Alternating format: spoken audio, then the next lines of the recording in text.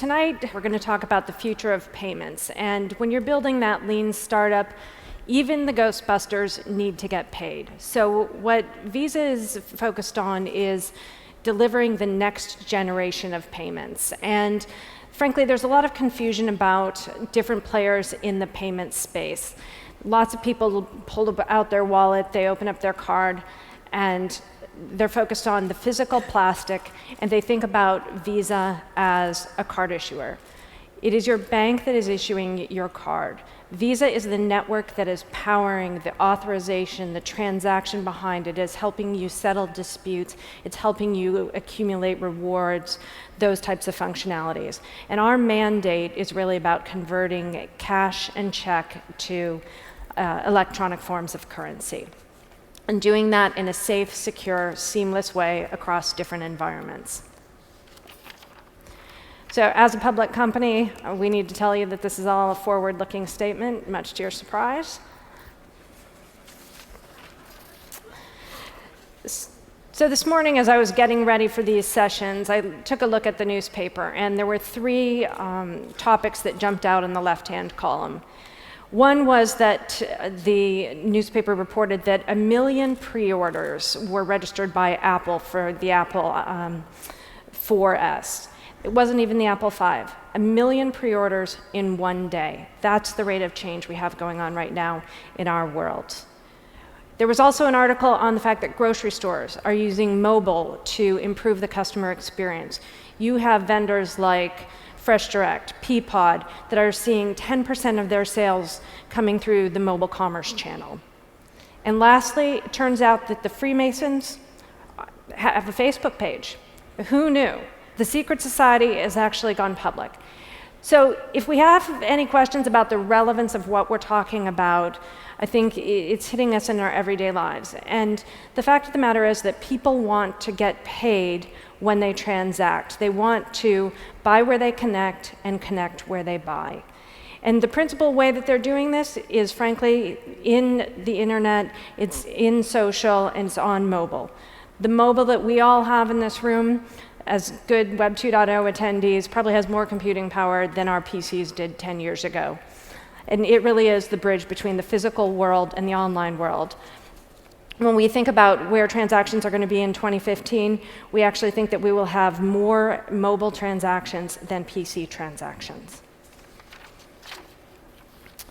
So when people talk about the various incarnations of the digital wallet, one of the key tenets from the Visa perspective is that it has to be across the different channels that we all interact in.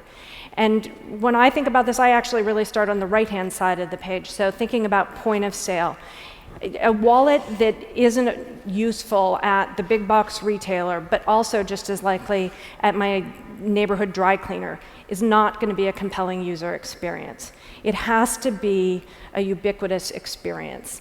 Visa has 2 billion cards outstanding. We work with 16,000 financial institutions, and we have 30 million merchant acceptance points. But we're also watching the fact that consumers are transacting and shifting the channels where they interact. So e-commerce was really the first wave of that. E-commerce is one of our fastest growing segments. It's expected to grow to about $1 trillion in transaction volume by 2013. But we learned some things. When you swipe with your card, there's a lot of information on your mag stripe. When you move to e-commerce, frankly, it's a little cumbersome to fill out your 16-digit PAN to put in your CVV. We need to make that experience seamless. We get the benefit of the personalization, but it needs to be seamless. And that's even more true when we go to mobile, because that screen is a lot smaller, and it's really difficult to think that you're going to punch through, all of those digits, the billing. And so there are challenges when we move to that channel, but there are also a lot of benefits, and we'll be able to offer things like location-based services, offers, geolocation around all of that. So when we talk about the wallet, let's just look a little bit at how it gets implemented. We think there are a couple of key components.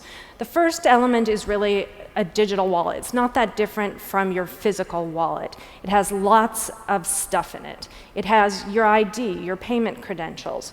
It has different forms of payment. And you probably have one card that you use a lot.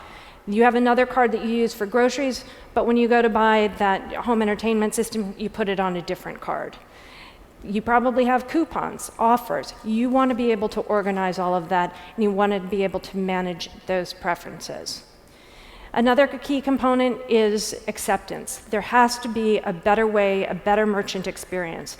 And one of the key things that the merchants care about is abandonment. If it's too hard, too cumbersome to pay, they lose a transaction, and that's a painful experience from a merchant.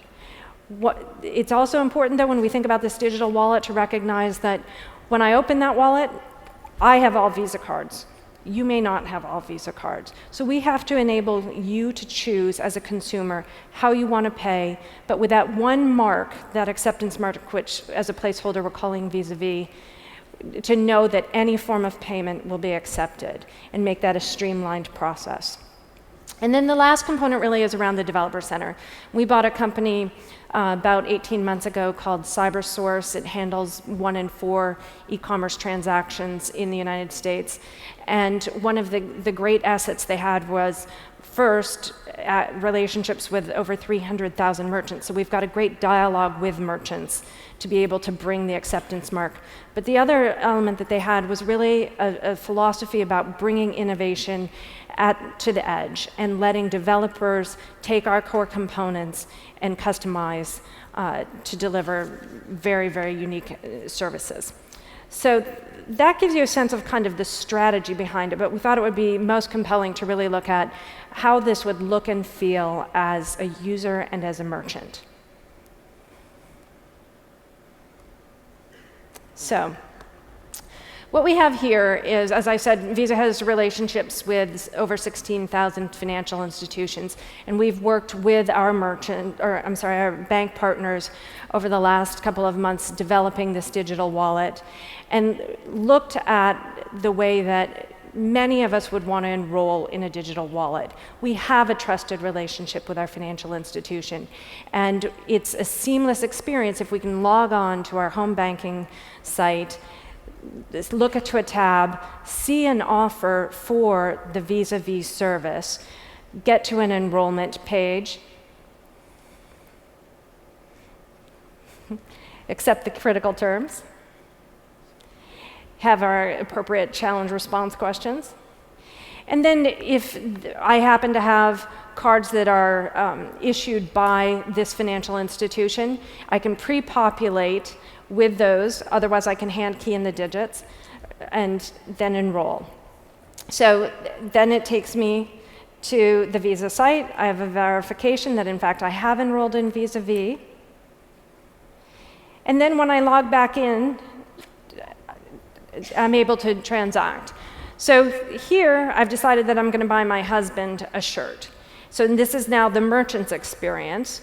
And the merchant is looking at they're able to offer up the shirt.